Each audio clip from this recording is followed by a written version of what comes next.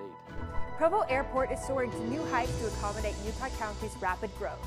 Probably a little bit like a gut punch, honestly. A federal hiring freeze means big changes for university students seeking jobs. Oh, good Jake. Dog trainers reveal what it takes to train a service dog for the blind. Welcome to Universe Live. I'm Brooke Christensen. And I'm Candice Gontaras. It's Tuesday, April 15th. Provo Airport is taking off in a big way and is responding to local community growth. Universe Live's Dagan Buse has more detail from the airport's management. Dagan? Big changes are coming to Provo Airport as a result of unexpected fast-paced growth in Utah County, leading the airport to act quickly to keep up. Motion passes by a vote of 6-1. Provo City Council approved $19.5 million of funding on March 2025 as a part of the total $78 million expansion for Provo Airport's new full-time terminal expansion project. Utah County is the fastest growing county in the fastest growing state. So trying to stand ahead of that demand is a challenge for us. Provo Airport Operations Manager Matt Jensen says that the airport has exceeded its 15-year projection for passenger departures in just 1.5 years. It's such a home run. I'm really grateful for the good work Brian has done, and obviously the administration has done great work. The money is cobbled from county support sourced from tourism, recreation, and other tax revenues. We have money coming from all avenues here, which is really a testament to the support that we've received. The airport is receiving $19.5 million up front, and then will be receiving $4 million each year for the next 15 years. This decision to support the airport did not come without some dissenting opinion. We'll call for a vote. My biggest concern here is growing too fast, too quickly. It's just not self-sufficient yet. Jensen says that the new terminal will include more gates, greater capacity for operations with their partnered airlines, as well as additional concessions for their local travelers. And the airport invites all locals to Come and fly Provo. Expansion is expected to begin soon, helping Provo and Utah County to keep up with continual growth. Reporting for Universe Live, I'm Dagan Buse. The Provo Airport will still act as a convenient flying option to locals in Utah County. The airport officials tell us travelers can expect more options and an improved experience in the near future. A Utah bill that limits cell phone use in K-12 classrooms has been signed into law. Senate Bill 178 does not force schools to ban phones completely, but it does change the approach. Instead of having no restrictions by default, schools would now start with restrictions in place unless they choose to allow phones. Governor Cox has signed the bill. It will go into effect on July 1st to give schools time to adjust their policies. Recent census data shows more people are moving to Provo. The city's officials and locals are working to make the city more livable. On Monday, Utah Transit Authority implemented an Uber-like service called UTA On Demand in West Provo, where public transit access is limited. The service connects to the Provo Airport and Provo and Orem Frontrunner stations. UTA also hopes to increase Frontrunner frequency in the coming years. City officials are working with residents to make Bike Walk Provo safer for bikers and pedestrians. I'm just a citizen of Provo for a short period of time, but I can really make a difference, hopefully, for the people to come. Nick O'Connor is pushing for covered bike racks, raised crosswalks on BYU campus, and safer bike intersections in South Provo. Cyclists, runners, and walkers can find more than 2,000 acres of open space between developed parks and the wild, and more than 60 miles of trails in Provo. The federal hiring freeze initiated by President Trump is impacting job seekers across the country. Universe Live reporter Andrew Bean shows us how this freeze hits close to home and is affecting BYU students. The Trump administration has prioritized streamlining the federal government and reducing bureaucracy. One of their first big moves was an immediate hiring freeze. The Trump administration's hiring freeze means no new federal jobs and no filling open positions, except in a few areas like national security. According to a White House memo, this freeze is to encourage the efficient use of existing personnel and funds to improve public services. BYU Marriott School of Business Assistant Professor Travis Ruddle from the Romney Institute of Public Service and Ethics says the freeze aligns with the administration's goals, but its scale took many by surprise. It wasn't alarming the sense that anything was happening, it's the extent to which it's happened. And the impacts of the freeze go beyond government. It's hitting the economy too. A recent University of Michigan survey found that concerns about unemployment rose in January, with 47% of consumers expecting job losses in the year ahead. It's the highest since 2009, the highest since the Great Recession, basically. Those feelings, even going through COVID, those concerns are they're just different now. And right here at BYU, students are feeling it too. BYU Law School Dean of Career Development, Shannon Grandy Larson, says students she works with felt more than just disappointment when they heard the news. I mean, disappointing isn't even a strong enough word, probably a little bit like a gut punch, to have thought that you had something and then to realize that it was no longer there. It's not just graduate students. Undergrads are getting hit as well. Cybersecurity major Brennan Franskowiak had planned to return to his internship with the Department of Defense this summer. I also recognized that something might change, so I had applied to other places. And I think that was really important for me. Thanks to his foresight, Franskowiak had a backup plan, but not everyone is as fortunate. The White House memo states the freeze will last until late April. Reporting for Universe Live in Provo, Utah, I'm Andrew Bean. Thanks, Andrew. Generative AI has been the talk of the tech world for several years. Now, educators and professionals are analyzing the pros and cons of the technology. It gets really exciting, but also leaves you with a false sense of security too, that this is actually thinking, it's reasoning, it knows what it's saying, and it doesn't. Some computer science professionals say that AI will become ordinary as it matures as a technology. However, there are concerns over just how easy it is to make an image or a video tell a false story. A local food pantry steps up to help community members in need of groceries as prices rise. With ever-increasing grocery prices, food pantry volunteers say that people are finding it more difficult to afford the most basic need, food. Tabitha's Way, a nonprofit food pantry in Pleasant Grove, provides individuals and families with food about 1 to 2 times a month, depending on their needs.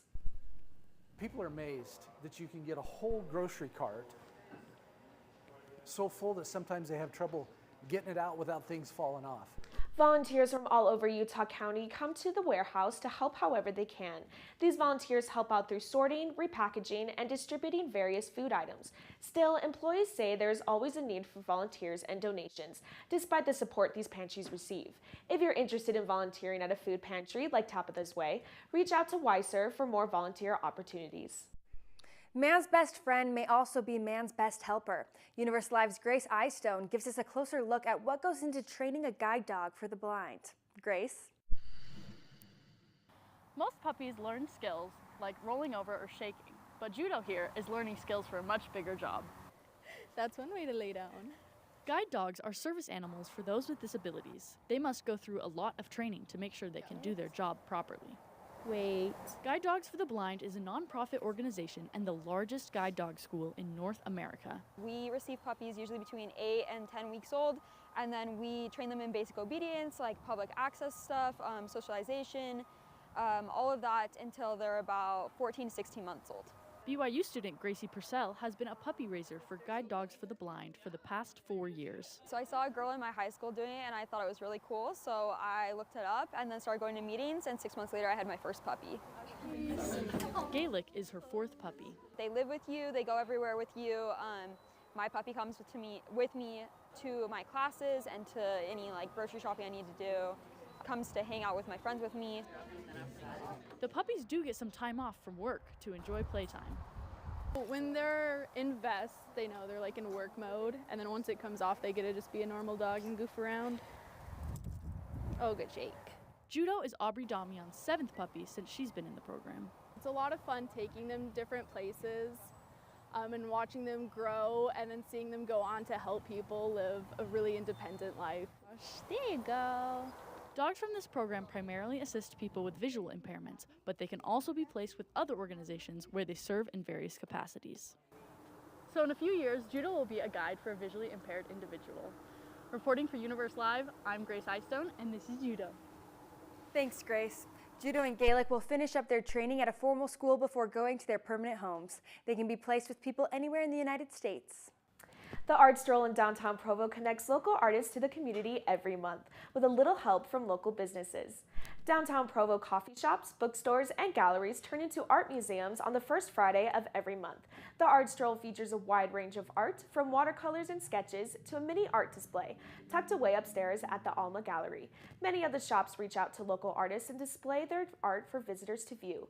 For more information, visit their Instagram page at Downtown Provo Art. BYU Ballroom Dance hosts the U.S. National Amateur Dance Sport Championships. The week-long annual event was held at the BYU Marriott Center and bustled with talent from across the nation. Judges watch as competitors of all skill levels perform various styles of dance, such as Latin, ballroom, Western, smooth, and rhythm. The championships welcomed professional dancers, teams, BYU students taking ballroom classes, and others who have practiced tirelessly to perfect their routines. Getting to show all of the work that we put in throughout this entire semester, and then having results come out and be like, yeah, feel good about it. BYU has hosted the National Dance Sport Championships for nearly 30 years. Moving to a new country for refuge can be a traumatic experience. They're in the verge of being homeless. Hear the stories of the refugees in Utah and what the community is doing to support them. It was just shocking to me how many other women were also struggling with a lot of the same things as me. A local program is challenging today's beauty standards. See how it's helping young women across the county. I cannot step outside of my office and see the mountains and not feel grateful. We'll show you what BYU is doing to make the campus a sustainable one. Attention travelers. Next Tuesday, a major hurricane will cause complete chaos throughout the city. Water, phone, and internet service will be in short supply. There will likely be panic citywide. Stand clear of the closing doors, please. Disasters don't plan ahead. You can. Talk to your loved ones about how you're going to be ready in an emergency. Don't wait. Communicate. You can be the greatest, you can be the best, you can be the king come banging on your chest. You can beat the world, you can beat the war. You could talk to God, go banging on his door. You can throw your hands up, you can beat the clock. You can move a mountain, you can break rocks. You can be a master, don't wait for luck. Dedicate yourself and you can find yourself. Standing in the Hall of Fame.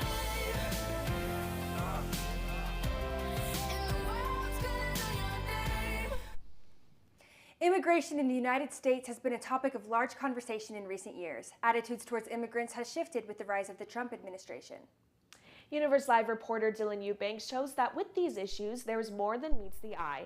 Dylan? You might be sitting in your home right now listening to me speak English. Passive listening to rapid-fire English may seem easy to you, but for many refugees, interacting with the world in a different language is a difficult task. Language is an essential part of our everyday lives. It seems almost impossible to imagine life without understanding a single word. Yet, a simple task like buying groceries or taking the bus can be a significant challenge for many refugees. It's not easy to find work. It's not easy to communicate with the population. But life as a refugee is more than just having a language barrier. It includes dealing with the struggles of losing your own home. Vladlana Kocheva is a refugee from Ukraine who came to the U.S. in 2023. Kocheva says she was serving her mission in Latvia when she received a message from a close friend. She told me, pray for us, the war started. Kocheva says that she was grateful for the support she received when she initially moved to the United States. I felt because of the government prepared the way for us, it was kind of easy to become legal. Yet many refugees are anxious about the future of their legal status. Recent executive orders from the Trump administration have halted funding for refugee programs. They're in the verge of being homeless because all the housing funds have been stopped. Nonprofits like Utah Valley Refugees supply many resources that refugees need to live, such as food, housing, and English lessons. And while these nonprofits aim to help refugees, they feel public reception is not always positive. I feel like refugees are added into that category of illegal immigration. For many of these refugees, the transition is difficult, but it's all about finding their new home. Refugees like Abdullah and Kocheva encourage locals to learn more about their circumstances and cultures. Reporting for Universe Live in Provo, I'm Dylan Eubank. Thanks, Dylan. Be sure to visit UtahValleyRefugees.org for volunteer information and other resources. The BYU Arab Student Association and Muslim Student Union bring people together for their annual Ramadan Iftar. Ramadan is a holy month observed by Muslims worldwide through daily fasting, prayer, and reflection. Iftar is the evening meal that breaks the fast. The Iftar at BYU aims to bring Muslim students a sense of home and helps non-Muslims draw connections between faiths. Most international students, most Muslim students are away from their families. So we try, to get them something to still feel the kind of, like the Ramadan feeling that they felt back home. The Iftar included speakers and interfaith dialogue. Resources on the tables offer descriptions of Iftar and Ramadan for non-Muslims. A pamphlet also explained connections between Islam and the Church of Jesus Christ of Latter-day Saints. Next year's event will take place around the same time. The Ballard Center for Social Impact at BYU helps students address important social issues. It also inspired one BYU student to start her own clothing brand with the motto, "You deserve healthy love." Having clothes, having jewelry, things that people could put upon themselves as a reminder of what they deserve and also to show the rest of the world what they deserve was the perfect way to go about what I wanted to do. Kelly Rusnick's research showed that 84.3 million women in the U.S. experience emotional abuse, and 20% more never disclose it. Her clothing brand gives a portion of the profits to support abuse survivors in Provo, helping to fund resources for their healing and recovery. The BYU Women's Services Body Project program challenges beauty standards. Sydney Van Workum has more on the program's goal to empower women. Sydney? In a world with a lot of noise, the Body Project helps women stand up to society's beauty standards. It empowered me as a woman to feel just better about myself and my own skin.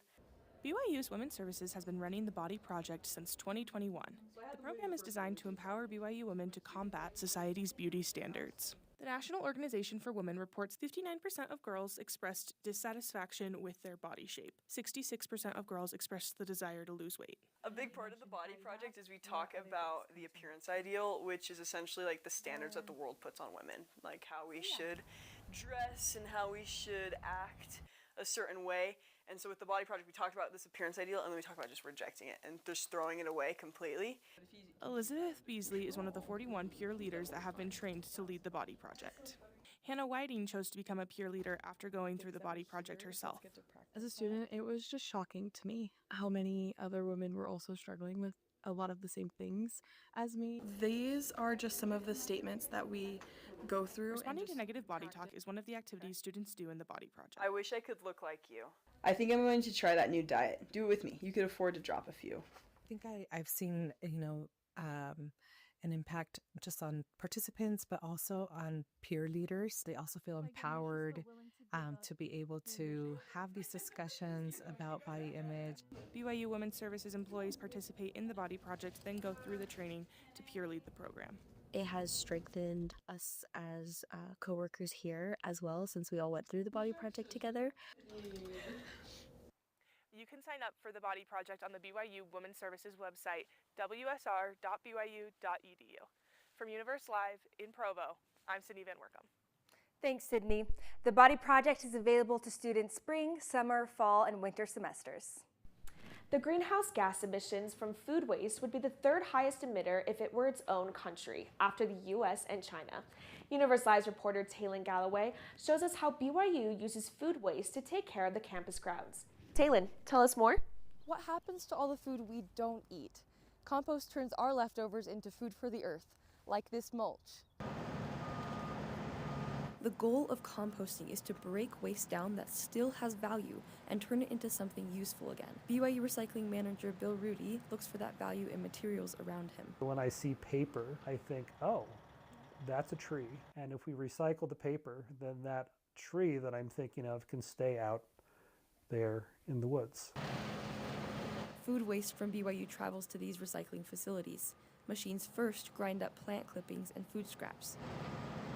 That mixture moves to the sifting machine that pulls out unwanted items from the fine mulch end product.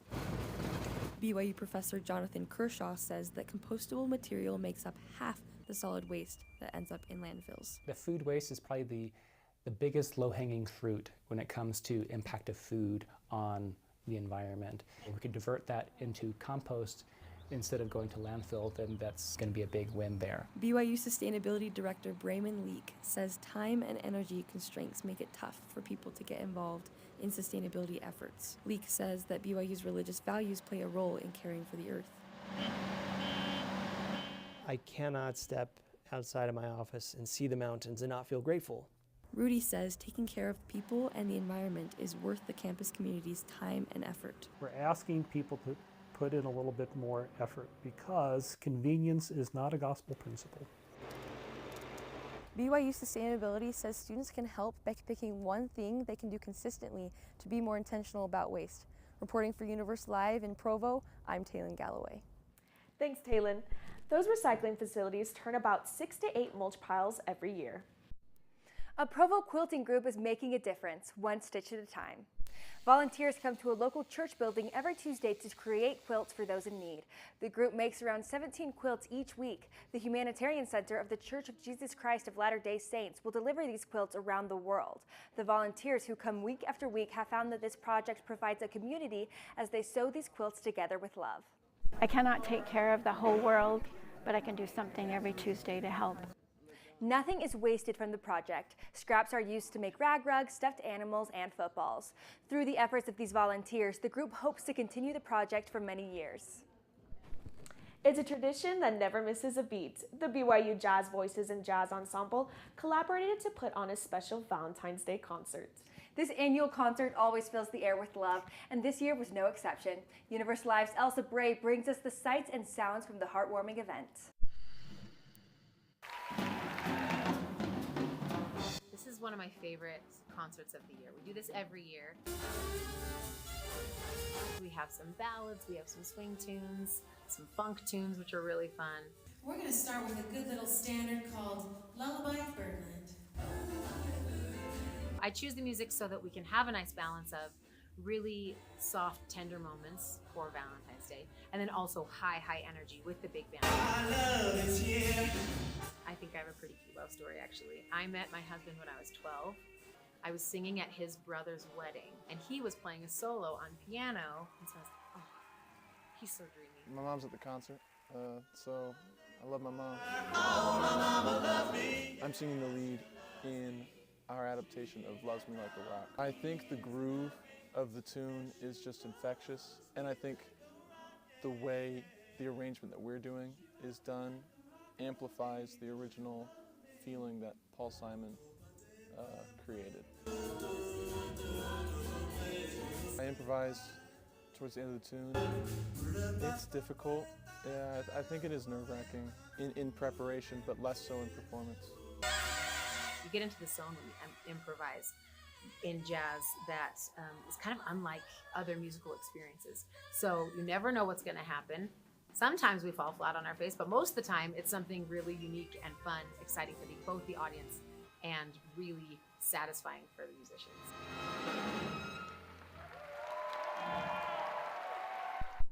A night of music, romance, and jazz. What a truly perfect way to celebrate Valentine's Day. Thanks, Elsa.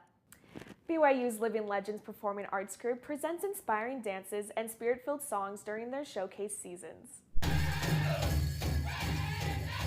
Living Legends honors Latin, Polynesian, and Native cultures through song and dance, but the group prioritizes a spiritual culture of Jesus Christ.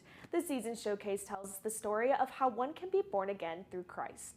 I just love the spirit that I feel every single time I dance in the show. Like, there are so many times where I'm dancing on stage and I can feel the love of my ancestors, and I can feel the power of the Book of Mormon and of Christ with me as we're dancing. The performers also wear special regalia that represents each culture. The regalia helps these dancers feel connected to their heritage. The Cougar Tail has long been an iconic game concession treat at BYU. A new flavor made its first and only appearance for a very special occasion. We'll tell you what the occasion was and what flavor Cougar Tail was created for it. 150 over 90. 180 over 111. 160 over 110. I had a stroke. Your blood pressure numbers could change your life. Lowering them could save you from having a stroke. If you've stopped your treatment plan, restart it or talk to your doctor about creating one that works better for you. Start taking the right steps at manageyourbp.org.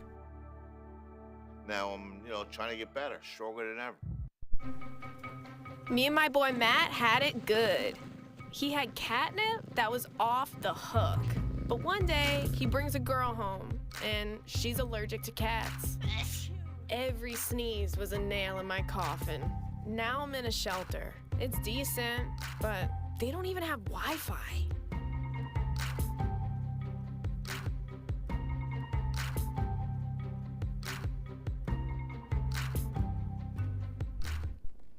They're inseparable from the game, a BYU legacy covered in frosting. Can you guess what they are? Universe Live reporter Olivia Wettengale shows us the very special flavor of fan favorite treat sported for the BYU-Utah rivalry basketball game. It's a blue bedazzled night here at the Marriott Center. Cougs are decked out head to toe in royal blue in support of the men's basketball team. Even the Cougar Tails dressed up for the occasion. The exclusive royal blueberry flavor will be sold tonight in honor of the game.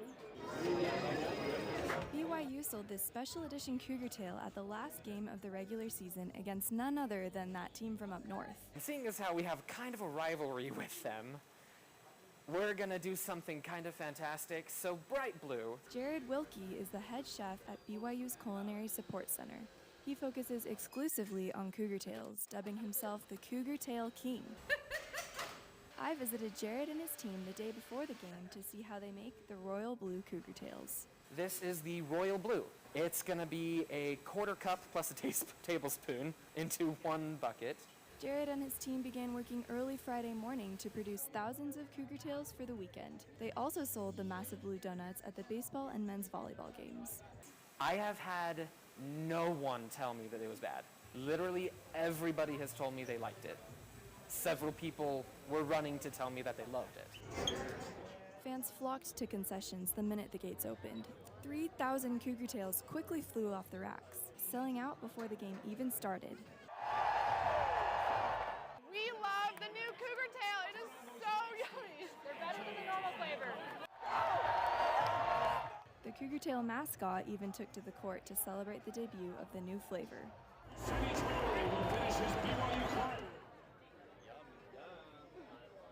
They'll even turn your teeth blue. A royal blowout is what BYU does best. Reporting for Universe Live on the BYU campus, I'm Olivia Wettengale. Thanks, Olivia. Concessions has yet to decide whether they will bring back this special flavor for future games. We'll be right back.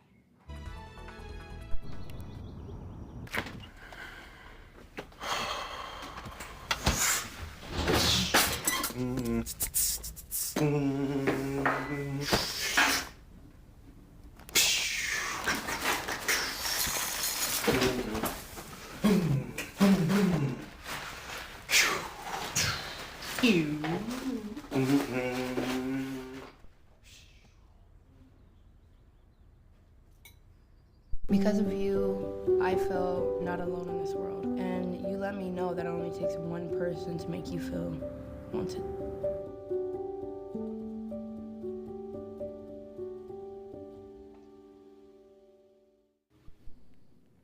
The BYU Multicultural Student Center hosts fillet making events. Students craft fillets, make bracelets, and learn about the importance of the Aloha spirit. When I make a lei, I almost never make it for myself. I always make it to give to someone else as an act of love or an act of gratitude. Fuji says that lei making is something she and her friends miss from back home.